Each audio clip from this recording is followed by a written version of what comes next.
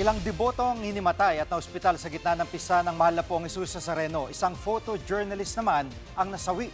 Live mula sa may kartilya ng Katipunan sa Maynila, nangunguna sa balita si Gary De Leon. Gary, ano ang kinamatay ng photojournalist? Naalungkot nga, Jiggy, na isa sa mga kasama natin sa trabaho ang pumanaw na.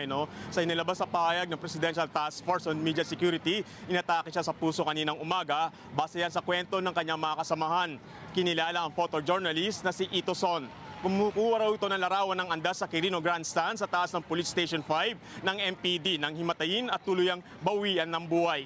Nagkatrangkaso raw ang photojournalist pero tumuloy pa rin sa kanyang coverage. Jiggy. At sa ngayon, Gary, ay kumusta naman ang sitwasyon ng mga deboto na kinailangan ding lapatan ng lunas dahil sa iba-ibang mga rason?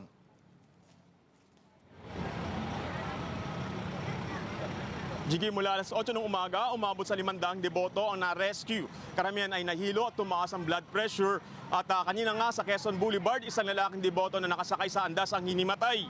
Pinagpasapasahan ng mga deboto ang stretcher na gagamitin para sa kanya.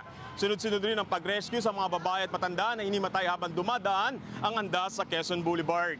Sa tent naman na ginawang makeshift hospital ng Red Cross, katulad nitong nasa akin sa likuran, karamihan ng mga kababayan natin na na-rescue pero hindi siya makita ng mga kababayan natin dun sa Quiapo ay maaaring makita yan dito, lalo na kung matindi ang kalagayan nila. Ang mga hinimatay at nawala ng malay dahil sa pagod at gutom, binigyan ng mga first aid sa mismong rescue station naman.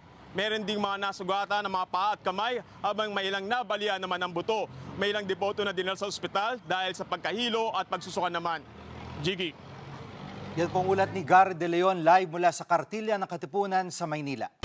Mga kapatid, Jiggy Manikad po, pagdating sa mahalagang balita sa loob at labas ng bansa, dapat una sa lahat, mag-follow at mag-subscribe na sa social media pages ng News 5.